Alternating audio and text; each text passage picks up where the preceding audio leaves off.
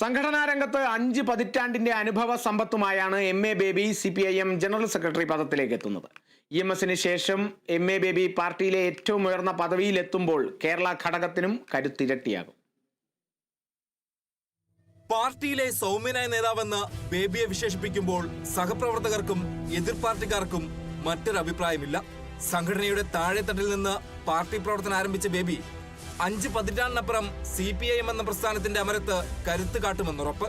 SFIയുടെ ആദ്യ രൂപമായ KSFിലൂടെയായിരുന്നു ബേബിയുടെ രാഷ്ട്രീയ പ്രവേശനം.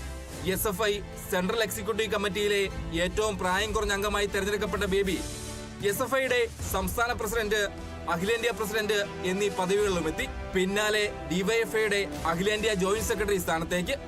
1986 രാജ്യസഭാംഗമാകുമ്പോൾ ബേബിയുടെ പ്രായം 32 വയസ്സ്.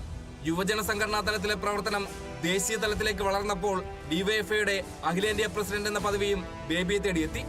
1977 കൊല്ലം ജില്ലാ കമ്മിറ്റിയിൽ, പിന്നാലെ സംസ്ഥാന സമിതിയിൽ. 1989 കേന്ദ്ര കമ്മിറ്റിയിലെത്തുന്നത്. 2006 2011 കുണ്ടറ മണ്ഡലത്തെ പ്രതിനിധീകരിച്ച ബേബി നിയമസഭാംഗമെന്ന നിലയിലും മികച്ച പ്രവർത്തനം കാഴ്ചവെച്ചു. 2006 അച്യുതാനന്ദ മന്ത്രിസഭയിൽ വിദ്യാഭ്യാസ മന്ത്രി എന്ന നിലയിൽ നിരവധി മാറ്റങ്ങൾ കൊണ്ടുവരാനും അദ്ദേഹത്തിന് കഴിഞ്ഞു. കലാമണ്ഡലത്തെ കൽപ്പിത സർവകലാശാലയായി അംഗീകരിച്ചതും ബേബിയുടെ കാലത്താണ്. കോഴിക്കോട് നടന്ന 20ാം പാർട്ടി കോൺഗ്രസിലാണ് എം.എ. ബേബിയെ പോളിറ്റ് ബ്യൂറോയിലേക്ക് തെരഞ്ഞെടുക്കുന്നത്. അധ്യാപകനായിരുന്ന PM അലക്സാണ്ടറുടെയും ലില്ലിയുടെ മകനായി 1984 കൊല്ലം പ്രാക്കുളത്തായിരുന്നു ജനനം. NSS ഹൈസ്കൂൾ, കൊല്ലം SN കോളേജ് എന്നിവിടങ്ങളിൽ വിദ്യാഭ്യാസം. അടിയന്തരാവസ്ഥ കാലത്ത് ക്രൂരമായ പോലീസ് മർദ്ദനവും ജയിൽവാസവും ബേബി അനുഭവിച്ചു. CPIM എന്ന പ്രസ്ഥാനത്തിന്റെ ജനറൽ സെക്രട്ടറിയായി എം.എ. ബേബി വരുമ്പോൾ സംഘടനാ രംഗത്തെ അനുഭവവും കരുത്തും പാർട്ടിയുടെ മുന്നോട്ടുള്ള യാത്രയിൽ നിർണായകമാകും. News desk, Kerala vision news.